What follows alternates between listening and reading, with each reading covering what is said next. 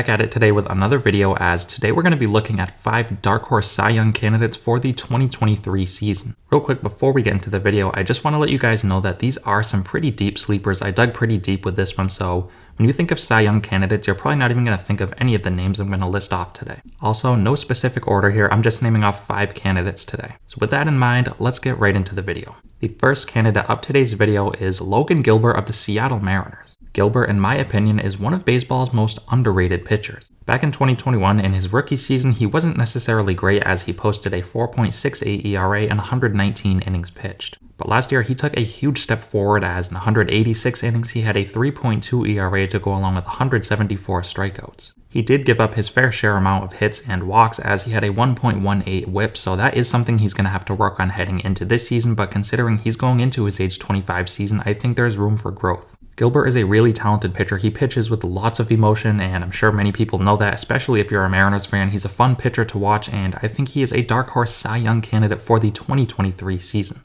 Moving on to the next player, I have Drew Rasmussen of the Tampa Bay Rays. Rasmussen is similar to Gilbert in the sense that he broke out last season. Prior to being traded to the Rays, Rasmussen was on the Brewers where he started out his career, where he didn't necessarily get off to the hottest start. But as I just mentioned, last year he broke out as in 146 innings he had a 2.84 ERA with 125 strikeouts and a 1.04 whip. And with Rasmussen, he's not your prototypical exciting pitcher. He doesn't have a triple digits fastball or anything, but he is just a very good pitcher who knows how to get outs. Now, obviously, a huge reason why Rasmussen is on the list today is because I believe in him. He's a very talented pitcher, but also because the Tampa Bay Rays are notorious for turning pretty good pitchers into Cy Young candidates. I'm a big fan of Drew Rasmussen in 2023. I think he's going to improve off of last year and surprise a lot of people. Moving on to the next player, I have another Seattle Mariner in George Kirby. Kirby was never a very highly touted prospect, but he was expected to be a pretty solid major league pitcher. And last year in his rookie season, he got off to a very good start, as in 130 innings he had a 3.39 ERA with 133 strikeouts. Now, similar to his teammate Logan Gilbert, he does have some work to do on his command. Last year he had a 1.2 whip, so he was letting a lot of runners on base. But again, similar to Gilbert, he's still young and he has a lot of time to improve, and I think he is going to improve on that this season. He's a very talented pitcher who finished 6th in the American League Rookie of the Year voting last year.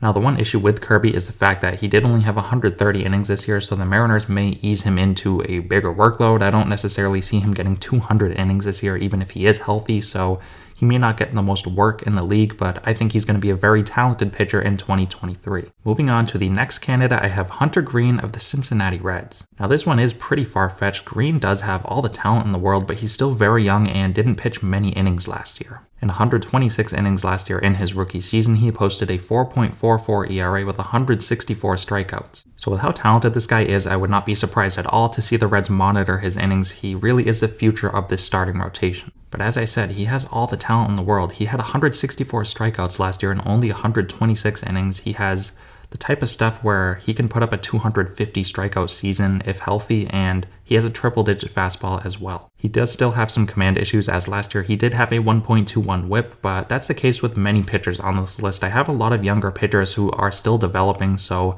similar to the rest, I think Greene is going to develop and get better on that as time goes on. I am a huge fan of Greene. I think he's going to break out and have a huge season this year, even in limited innings. Moving on to the 5th and final candidate of today's video, I have Brady Singer of the Kansas City Royals. Singer, in his 3rd big league season last year, emerged as the Royals' ace. In 153 innings, he posted a 3.23 ERA with 150 strikeouts and a 1.14 whip. The whip is something you would like to see a little bit lower, but he's still only 25 years old, so it's not so bad up to this point. Singer is the type of pitcher that can get a strikeout if you need it, but he's also a very smart pitcher who can pitch to contact and still get a lot of outs. The Royals might not be the best team this year, but they do have lots of young talent and fun players to watch, and that includes Brady Singer, who I think is the clear-cut ace of the staff, who I think has all-star potential and Dark Horse Cy Young potential. Now, real quick before we wrap the video up, I want to go over a few honorable mentions. I have Tristan McKenzie of the Cleveland Guardians and Kyle Wright of the Atlanta Braves. But anyways, that's going to wrap today's video up. Let me know what you guys think down below. Thank you so much for watching, and I'll see you next time.